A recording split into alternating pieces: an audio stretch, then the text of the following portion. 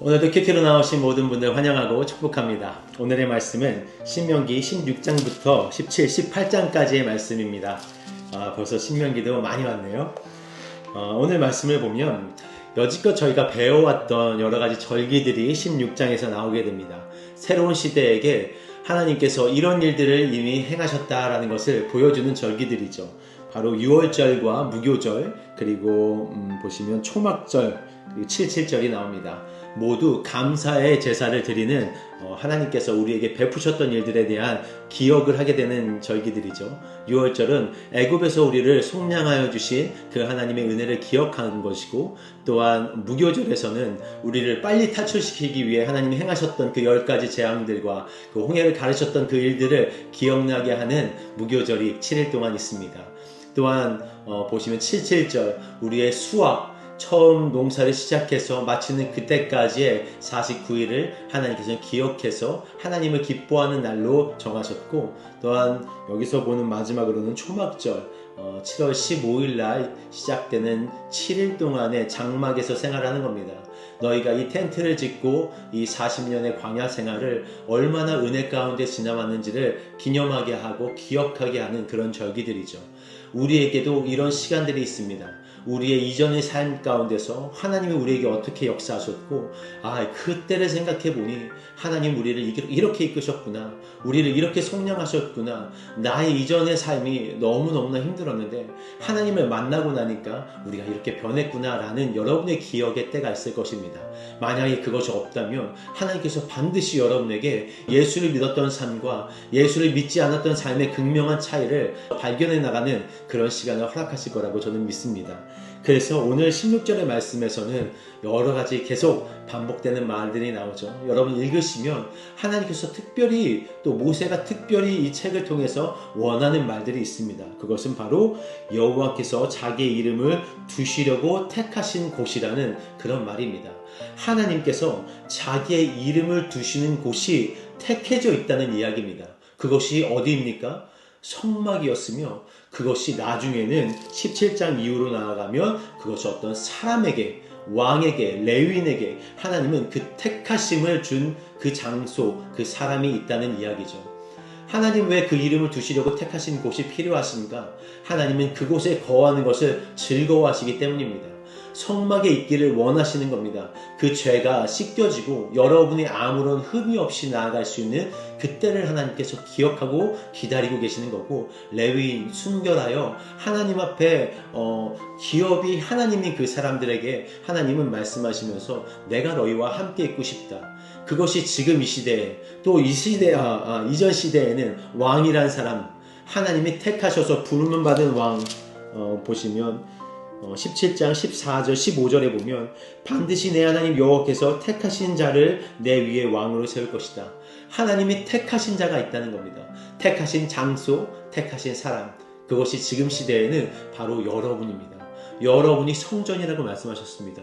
우리 안에 예수 그리스도가 계심으로 말미암아 우리 안이 깨끗하니까 죄가 없이 하나님께서 이곳으로 오셔서 우리와 함께 거하시는 성전이 된다고 말씀하셨거든요. 그러니까 여러분의 삶은 하나님이 거하시고 하나님이 택한 그런 장소입니다. 그러면 여러분이 계신 그곳에서 예배하는 그 예배가 하나님이 기뻐하는 모든 절기가 되는 것이고, 모든 예배, 여러분의 삶 자체가 여호와 이름이 그곳에 있는 겁니다. 그래서 하나님은 계속해서 내가 택한 곳이 있어, 내 이름을 두려는 곳이 있어 라고 말씀해 주시는 것이죠. 그리고서는 이제 17장에서는 재판에 대한 이야기가 나옵니다. 사람이 사람을 재판합니다. 그런데 그 권위를 주신 분이 하나님이시죠. 그러니까 17장 처음에서는 분명하게 말하는 거죠. 너희 좌로나 우로나 치우치면 안 돼. 외모를 보거나 그 사람의 상황과 그 사람이 가진 어떤 재물과 그런 것들을 보지 마. 네가 봐야 할 것, 그것은 공의로운가, 하나님 앞에서 정의로운가, 우리가 무엇을 판단할 때 그 판단의 기준이 무엇입니까? 제가 생각할 때는 우리의 판단의 기준은 너무 나에 맞춰져 있어. 그러니까 내 뜻대로 되지 않는 것은 악이며, 내 뜻대로 무엇이 행해지지 않았을 때는 뭔가가 잘못된 것이라고 생각하기가 쉽죠. 그러나 우리의 기준을 하나님께 둔다면 내 기준에서 훨씬 더 높은 하나님의 차원을 볼 수 있게 되는 겁니다. 우리는 그게 너무나 부족하죠. 그래서 저도 어떨 때 보면은 왜 이렇게 안 해?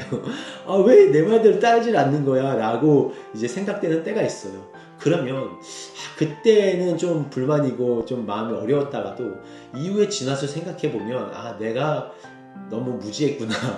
내가 너무 참 너무 내 방식대로만 생각을 했구나 라고 이렇게 깨달아지는 때가 오더라고요. 그게 재판입니다. 재판에 있어서 한 사람의 생명이, 한 사람의 영혼이 우리의 어떤 판결로 말미암아, 우리의 어떠한 그런 고집으로 말미암아, 가치관으로 말미암아 무너질 수 있어요. 그러나 크리스찬들은 어떤 사람들입니까? 우리의 기준을 하나님께 두기 때문에 이 사람이 잘못한 게 분명히 내 눈에 보일지라도 내가 이 사람을 판단하는 게 아니라 하나님의 판단에 이 사람을 드리면 하나님께서 그 사람에 대해서 알려주실 것을 알려주시고 그 사람이 고쳐야 될 것이나 그 사람이 바꿔나가야 되는 그런 모든 성화의 과정을 하나님께서 이루어 가시는 거죠. 그러니까 내가 사람을 판단하는 것, 그게 너무나 어려운 일인 것 같습니다. 나도 하고 싶죠. 왜 사람이 사람을 판단하고 싶지 않겠습니까? 그런데 그 판단을 하나님께 두는 것, 그 재판. 그래서 하나님의 택하신 곳으로 가라. 하나님의 이름이 있는 곳으로 행하라는 것이 하나님의 이름이 거기에 있다면 우리가 믿고 신뢰하고 하나님께 우리의 재판을 드릴 수 있는 것이죠. 그래서 결국 하나님이 원하시는 것은 악을 제하는 것입니다. 너희 가운데 악을 제하라. 이 사람 가운데 있는 악을 제하기 위해 너는 어떠한 노력을 할 수 있니? 너희 이 많은 사람들이 모인 이 수많은 무리 가운데 내가 악을 제하고 싶어. 이 교회가 많은 사람들이 모였다. 그런데 연약함과 악은 다른 거거든요. 하지만 하나님은 악을 제하기 원하시고 연약함은 사용하시기 원하십니다. 그것을 구분할 줄 알아야죠. 이것을 못한다고 해서 그것이 악한 것이 아니라 악한 것은 무엇입니까? 우리의 가치대로 생각하는 것이니까 그것에서 벗어나기 위해 우리의 약함이 서로에게 보완되고 또 이렇게 세워져가는 그런 일이 있으면 좋겠다. 그것이 17장에서 하나님이 우리에게 말씀해 주시는 이 공정한 법, 치우치지 않는 것, 나의 생각, 하나님의 생각이 올바랐을 때 하나님의 공정한 법이 이루어질 것으로 저는 생각하고 믿습니다. 자, 18장에서도 보면은 똑같이 계속 택한 것들이 나오죠. 레위인을 택한 것들이 나옵니다. 그리고 이제 너희가 가나안 땅으로 들어갔을 때 너희의 행위를 올바로 해야 된다. 그래서 이 사람이 이 길을 간다고 해서 그것을 따라가지 말고 특별히 리더가 어떤 하나님의 음성을 갖고 있지 않은데 하나님의 말씀이 갖고 있지 않은데 너희가 무조건적으로 그 리더를 따라가는 것이 아니다라고 말씀하고 계시는 거죠. 그래서 22절에 보면 만일 선지자가 있지만 여호와 이름으로 말한 일에 증언이 없어, 성취함도 없어. 너희가 봐봐, 이 사람이 가는 모든 길이 나의 길인가 아닌가를 판가름할 수 있다고 이야기하시는 거죠. 너희가 하나님의 사람이면 이 길에서 만약에 벗어났다, 너희 리더가 벗어났어, 그러면 채찍질해야죠. 그러면 조언을 해줘야죠. 그래서 하나님의 말씀에 맞습니까? 우리에게 같이 가려고 하는 이 공동체 안에서 하나님의 이름을 가지고 우리가 함께 나아갈 수 있도록 여러분 서로가 서로에게 또 말씀해 주시고 그것이 서로 들어질 때에 진짜 교회가 되는 게 아닐까라고 생각합니다. 그래서 지금까지 오늘 말씀을 보면 하나님이 계시다고 했어요. 하나님이 택정한 곳에 계신다고 했습니다. 그러니까 우리 가운데 계신 그 하나님이 우리 가운데 계신데 하나님이 저 사람 가운데도 계신다고 우리가 믿게 된다면 우리가 이 사람을 감히 판단할 수가 없는 것이죠. 재판은 그래서 공정하게 하나님의 눈으로 어떤 상황에 맞닥뜨렸을 때 여러분 시선을 하나님께로 돌리는 하루가 되었으면 좋겠습니다.